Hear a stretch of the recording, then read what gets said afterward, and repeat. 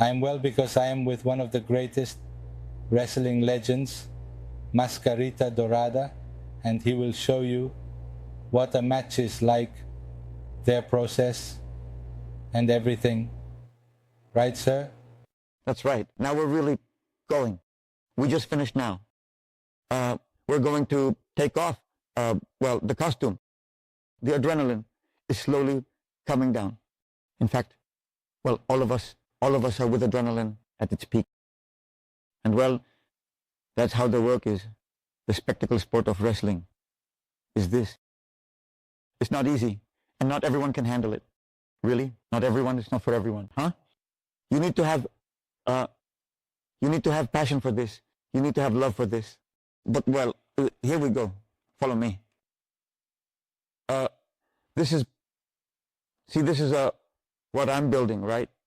After 25 years as a wrestler, well, but now I'm forming my own company with my wrestlers, and this week is the start. And well, I appreciate your support, and I thank you for coming, the audience as well. If you notice, the audience was more than excited. People were enthusiastic. Sorry. Let's continue.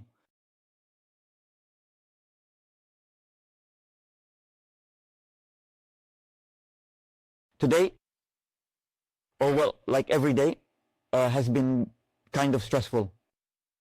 Well, with many things to do, then precisely because we are a new company.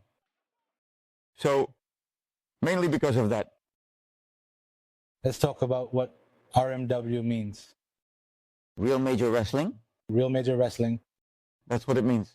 That's right, very good. And where else do you have planned dates? Where else do you have planned to go? Mexico? United States? Tell us a little.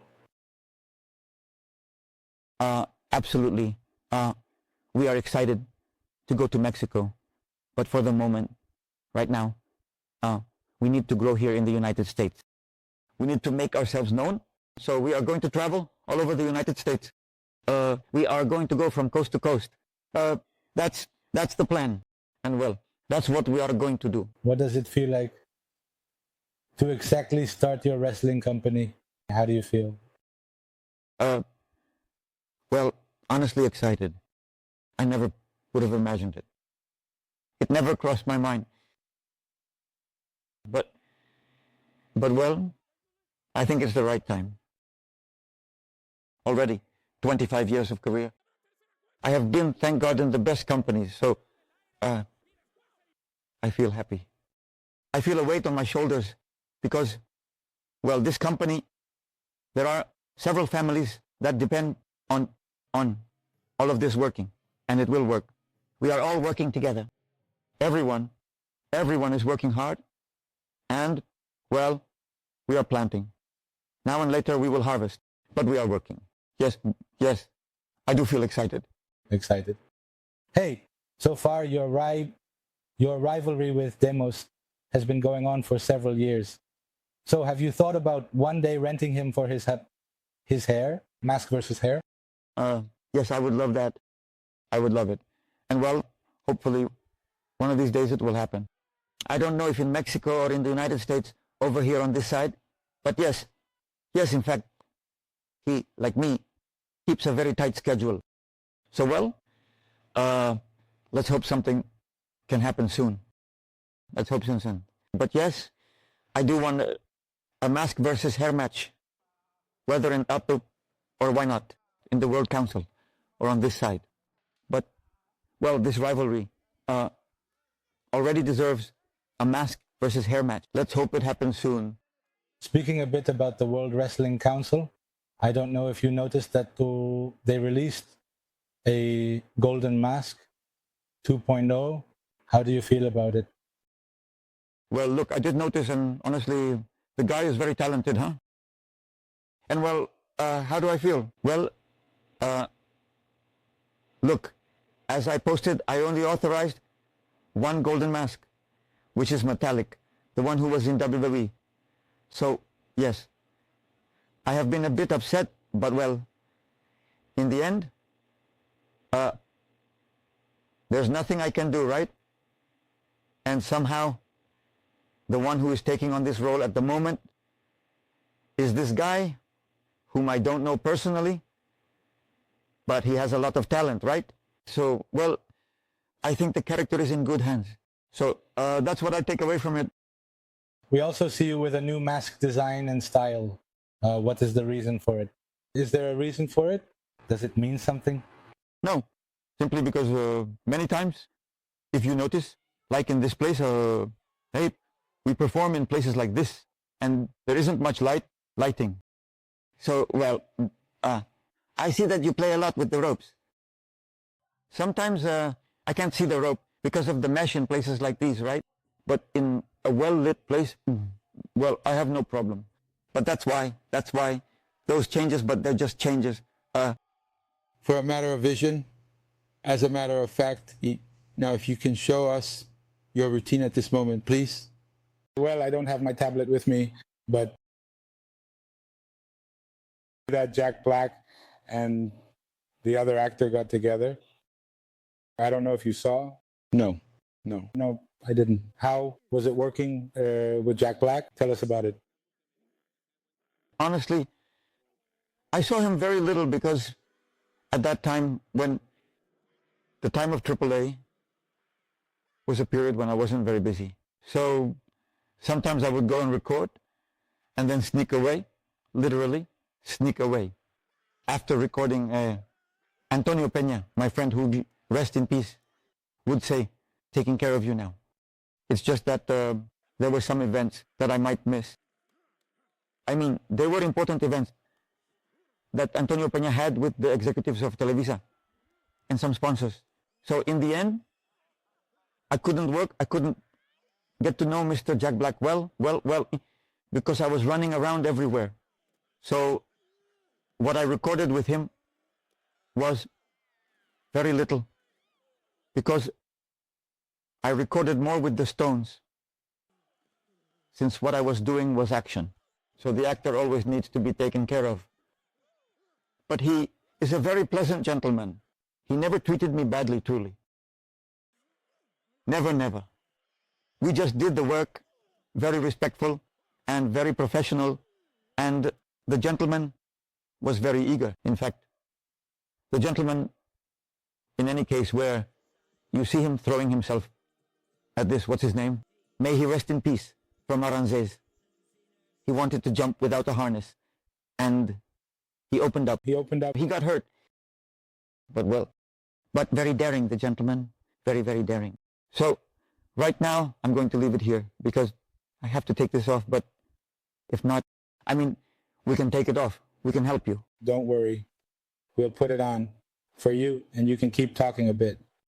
And then a mystery from wrestling is, who was the other little wolf? The other little wolf. And a while ago, Don Moss was giving me the bad news that he had already passed away. Let me explain what it's called. I can't remember their name, but they played a key role.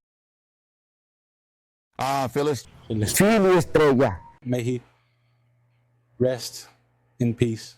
Unfortunately, yes, and it's happening to me. Someday it will be my turn too, like each one of us. But yes, it was Phil Estrella. How does it feel to be exactly indeed among the biggest companies in Mexico, the United States, and now to be here with a smaller audience, more, how is the change? How is that? Well, look, for me, there's no change, huh? Exactly. Because all the people, that's my way of thinking, who pay for a ticket deserve respect, and we have to give them a performance, just as if I were at a Triple Mania or a WrestleMania. I mean, they deserve respect. So we have to go out and give our best, because that's what they come for, right? I mean, they want to see, for example, today the Americans want to see Torito just like they saw him in WWE, or they want to see Lobito, like they saw him in the movie Nacho Libre. And well, let me tell you something. Lobito, the movie Nacho Libre, well, it's very, very famous. Well, you live here, right? Yes, too much. Yes. So in fact, when they tell me that I was in WWE, well, people get excited. But when they say I was in the movie Nacho Libre, the reaction is bigger. It's much. There's a very big difference. Now tell us a little. I think your mask is one of the most beautiful in wrestling. What does it mean? What does the diamond mean? The middle? What? All that. Do a close-up of his mask, please. Tell us a little, please. That's a good question, okay? Because this mask was created by Antonio Peña, okay? And honestly, he was the creator, honestly. He didn't tell me what it means. When I was Mascarita Sagrada, he, due to the fact that the character of Mascara Sagrada had been taken from him, and he wanted to eliminate everything related to Mascara Sagrada, mask and little mask then, he gave me this mask. And this mask initially had some little lights here. It's very pretty. Well, yes, it is. And a little crest here. So, well, I removed the crest and the little lights, but it's the same mask. So, honestly, I never asked him. And unfortunately, my boss friend passed away now, and that's why we didn't continue. No, the story was left unfinished. That's why. Now, your character as the Santito, how was that short time as the long Santito? How was it? Tell us a little. Well, look, this started from the fact that we were going to, which country we were going to from there, from Europe, with the Santo Tour, with everything, but everything. Bruce, Olas, we were going there. So, like 2 days before my flight, Mr. Paco Alfonso, may he rest in peace as well, he called me to the office because he wanted to talk to me. Well, in the end, he offered me not to go on that tour. And well, since I was always a person of my word, I told him, I said, I can't let Santo down. And that, because there are 2 days until the flight. If he had told me earlier, I would ask him, well, why have you waited until now? And well, the point is that he told me not to go because he had personal issues with Santo's son. And I decided to go. So well, at that moment, the people from the Arena Mexico office, the programming team, called me after I left the office. They called me and told me that I couldn't use my character, Mascarita Dorada. My friend. So, well, they told me it was because the character belonged to them. So, in the end, I wasn't going to leave Santo's son hanging. So, I decided to leave Arena Mexico, leave the World Council, because I had a commitment. So, then, I left. And over there, Santo's son told me, little guy, he said, you have earned my respect. And he told me, what am I going to do about this? He said, I have you in this. Well, what am I going to do about this? He said, it's going to bring me a lot of problems with my family. And he said, and this is going to be crazy in Mexico because I have some issues with my nephew. And in short, well, in a few words, he showed me the mask and said, son, here I'm going to introduce you, he said, as Mini Santo. He said, but I can't introduce you as Mini Santo. He said, because everyone knows that you are Mascarita Sagrada, Mascarita Dorada. I can't take away the Mascarita from you. So he said, I'm going to call you Mascarita Plateada. Mini Santo, but Mascarita Plateada. So, well, from there was born from that story of Silver Mask, Mini Saint.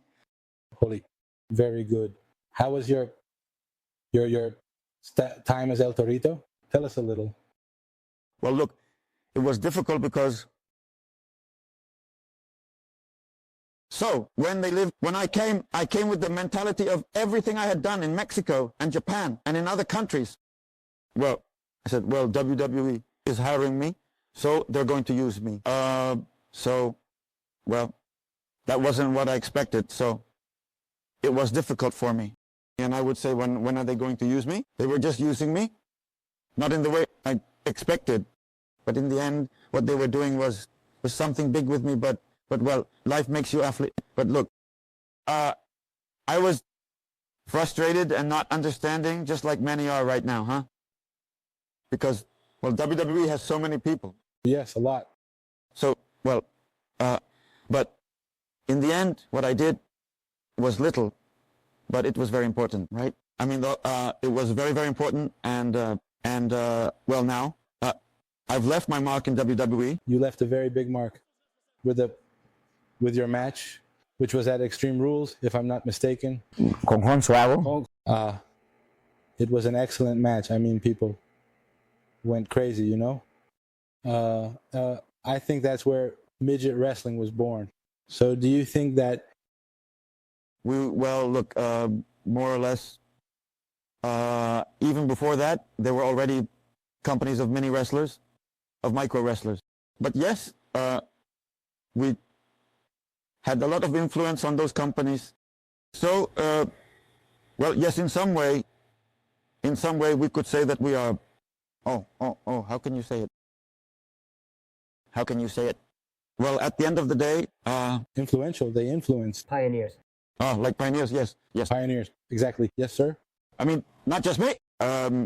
Those who have been on television, I mean, in the big companies, we are the ones who put these promoters, who have nothing to do with wrestling, in the spotlight.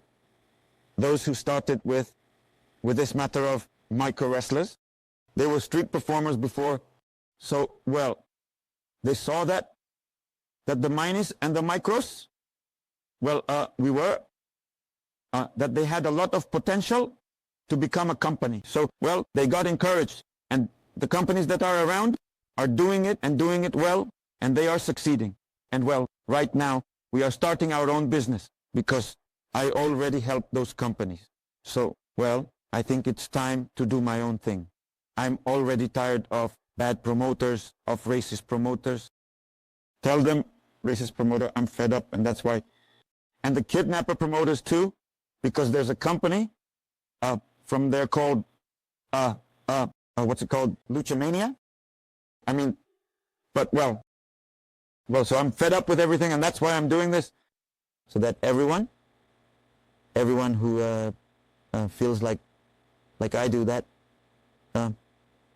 they just use us. We have a place where we work, where we feel, where we feel like we are family. That is the most important thing for me, and that's why I'm creating this. Very well.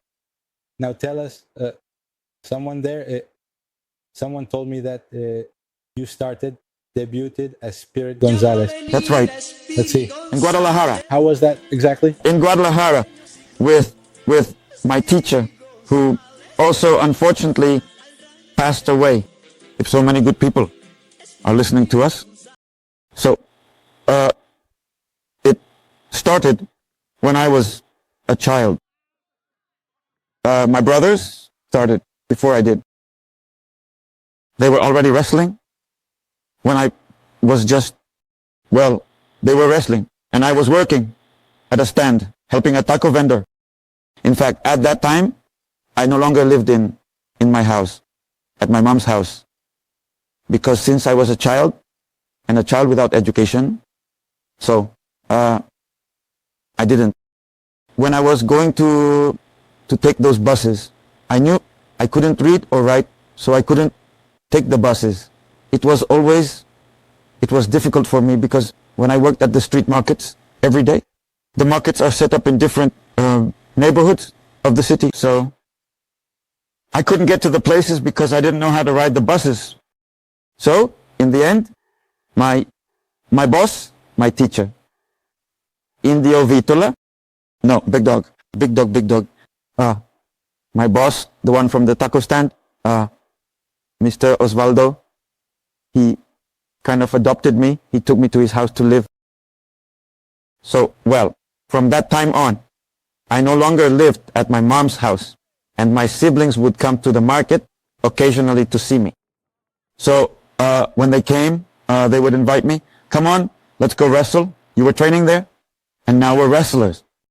And I didn't want to. I didn't want to go along with them because at that time, well, they are older than me and adolescence had hit them. Well, it was already hitting them. So then I was upset with them because how could we be so poor, so humble? I mean, there wasn't, just like that, there wasn't enough to eat at home. So I couldn't understand that my brothers, didn't have a stable job. They did have one, but only occasionally. So I couldn't understand it. In the end, it wasn't our responsibility, you know what I mean? Because we were just kids. So that's how it started. My brothers would come, and I didn't want to. And until one day, they blew my mind because they said, look, we went with the Paraguayo. He did a tour around Guadalajara, and they got paid. I said, oh, wow, they got paid. I mean, really. They brought me an envelope. They showed it to me. I think they had about 200 pesos. At that time, I still had nothing. 100 pesos a week. So, well, when they showed me the envelope, I mean, it blew my mind.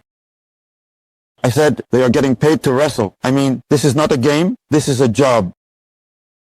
It really blew my mind. So from there, it was born. It started from there. And well, my teacher, Indio Vitela, he named me Spirit Gonzalez. Spirit, how is it? Well, there, I started getting into the ring with my brothers as a mascot, just accompanying them, nothing more.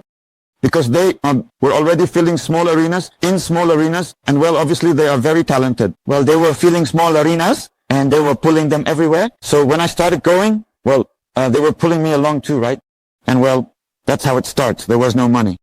They paid us. Well, I was the one who received the least, about 20 pesos. My brothers were paid about 30, 35 pesos. Well, it was just enough for the fare. 30 pesos. But that's how it starts. That's the wrestling business. Yeah, that's how it starts. Do your brothers still wrestle? Yes, my brothers still wrestle.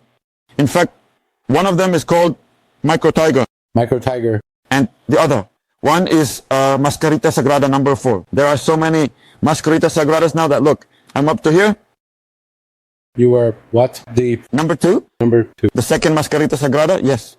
The best, certainly. Well, everyone considers me the best, but, well, it's the audience the one who puts us there, right? So, but yes, the craziest one, let's say, the most eccentric, yes. What do you think of this Grand Metallic right now as an independent? He has always been a wrestler with a lot of talent. That's why WWE hired him. That's also why they hired him in Japan, in New Japan. So he is a wrestler with a lot of talent. I want us to grow as a company, and look, I'm going to show you the logo here. I want us to grow as a company. In the other companies, I trained the guys. So here I am training my guys. Those who followed me, those who are with me, I'm training them. So they keep growing, and so we can be the best. So, yes, if God allows, later on, we will go to Japan, we will go to Mexico, we will go to other parts of the world, we will go to Puerto Rico. We have already talked about that matter in Puerto Rico. So, well, soon, we will leave here from the United States area. But, well, for now, we are conquering the United States. Very well. Show us a bit of your outfit. The camera is yours. Okay. What advice would you give to someone who wants to be a wrestler? The most important advice, is that to all those who want to wrestle, be wrestlers. They should always give more than 100. Always, all the time. When I started with my Mascarita Sagrada, I didn't feel satisfied because at my mom's house we didn't have a television, but the fame of Mascarita Sagrada was immense. So, well, I didn't want to carry the character, and I felt inadequate for the character. So, well, I gave more than I could always give, more than I could give. So every day that I didn't work, when I didn't have matches, I would go to the gym and stay there at the gym all day. So I was always involved in the gym. I mean, all the young people who want to dedicate themselves to the sport of wrestling have to give their all. They have to get into the gym to perfect themselves, right? And the most important thing, because unfortunately in this business, well, everything exists. Alcohol exists, like in all businesses, where supposedly we are artists. So drugs and alcohol exist. When they get on that train, they become just part of the crowd and will never achieve anything, right? And maybe they do something, but when they get on that train, everything is lost. Family is lost. Career is lost. Everything is lost. So the most important thing is not to get on that bus. I mean, it's the easiest one, the one everyone takes, right? But if they want to leave a mark and grow and be someone important in this business, they should be disciplined, right? And put in the effort, as Puerto Ricans would say.